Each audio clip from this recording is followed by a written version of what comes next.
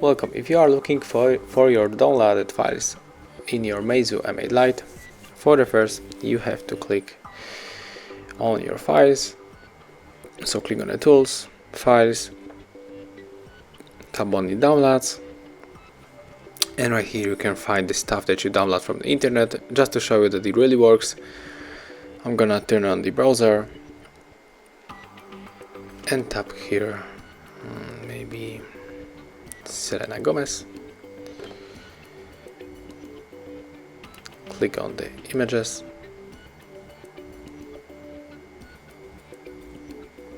Okay, it is not Selena Gomez. Oh, she's here.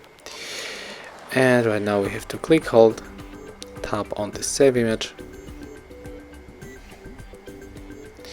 And when we're going back to the files, we can find here the Selena Gomez picture.